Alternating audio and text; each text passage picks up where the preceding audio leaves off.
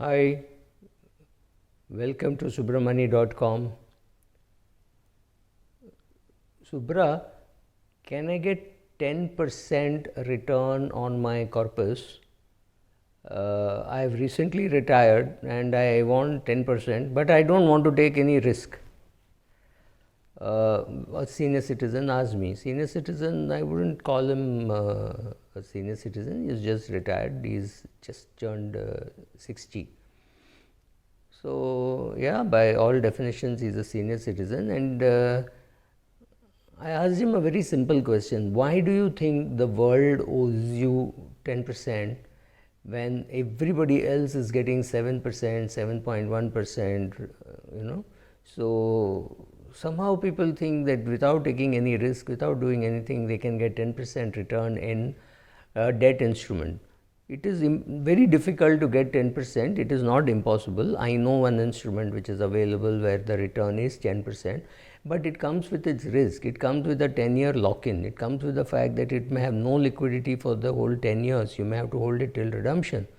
Right? Are you willing to take that risk? And there is a chance that it is a NBFC and the whole thing may sink. Right?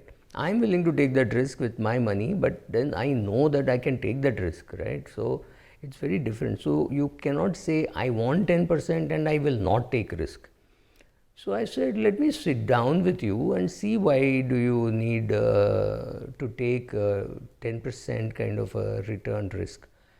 So he had retired and his wife was also about to retire. She was retiring in September. So between husband and wife, they had something like approximately 4 crores and they had about 10 lakhs invested in mutual funds, invested long ago. They had invested maybe about 6-7 lakhs. That had become 10 lakhs. So this was their portfolio. Of course, they had their own house. The boy's mother was living with them, so she had a pension. The man had a pension for himself. His pension was about 38,000 rupees, and his wife had a pension of about 28,000 rupees. So they were adequately pensioned. Even his mother had a pension So all of them were well pensioned, and between the three of them, they had about 5 crores invested, and most of it invested in debt instruments except for some 10 lakhs in the mutual fund, which was in equity. So there was really no equity, there was full debt, and then he wanted to know that his son was abroad, so son couldn't care. So he wanted to know whether there was any need for him to put more money in equity or he need not put. So I sat down, I calculated, I found that their annual expenses between the three of them was not more than 5 lakhs. So going by our old formula, which some of you may not know or may know, is you need 5 lakhs annual expenses multiplied by 30. So all they needed was about 1.5 crores and they had 5 crores. So they were very comfortably well off, and so I said, well, you don't need to invest even 1 rupee in equity if it scares you. If you like equity, you want to enjoy it and you want it to grow, but there was absolutely no need because the son was settled abroad or was about to settle abroad. It was a very unlikely chance that he'll come back to India.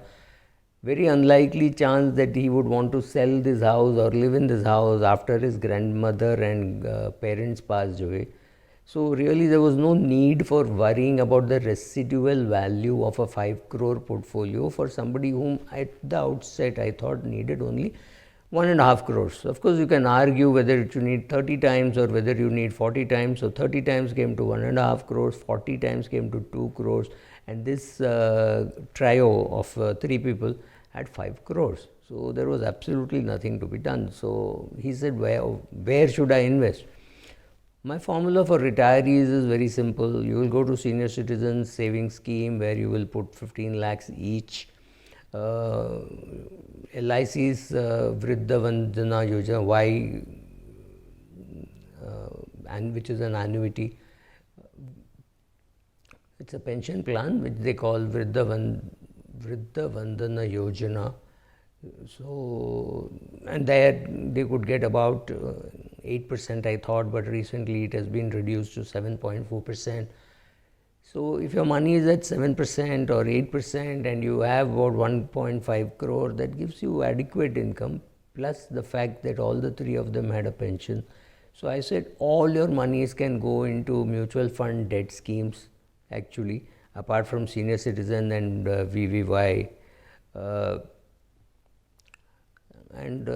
That's it. There was nothing else to be done. So I said 15, 15, 15, 15 is what it goes, because his mother had also not exhausted that whole thing. She had 5 lakhs. So I said she can put some more money. So she could put 15 plus 15. He could put 15 plus 15. And his wife could put 15 plus 15, which means about 75 lakhs, which was not bad at all, because 75 lakhs, if it gives you 10%, if it gives you 8%, that was more than sufficient.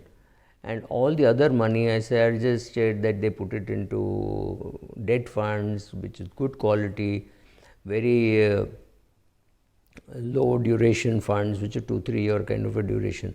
Apart from this, where did they have the money? Of course, they had their money in PPF. All three of them had bulging PPF accounts of 25-26 lakhs.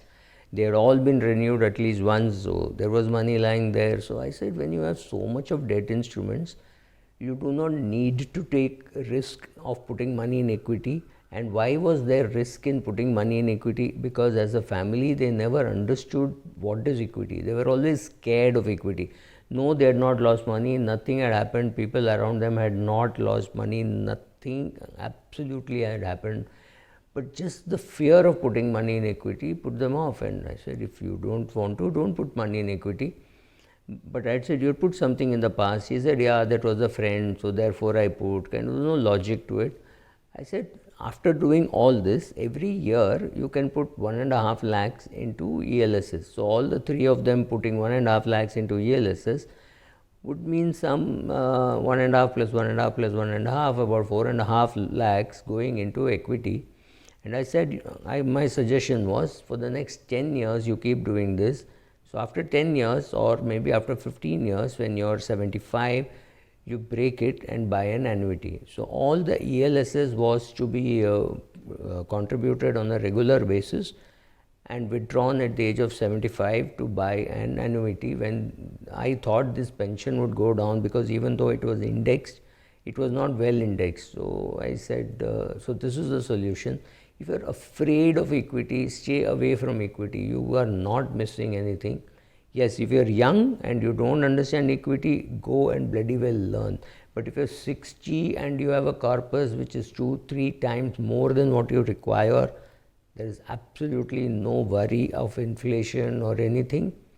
Just don't bother. However, if you think it is interesting, you want to learn, like for this couple with 5 crores kind of net worth, putting 1.5 lakhs every year over the next 10 or 15 years, not too bad. You're just putting 22 lakhs in by the husband and 22 lakhs by the wife. So you're putting only 45 lakhs, which is 10% of 5 crores. And your requirement, which we calculated, is only 1.5 crores. So comfortable situation. Put some money in equity, put it in growth option, and don't touch it for 10-15 years. Thank you.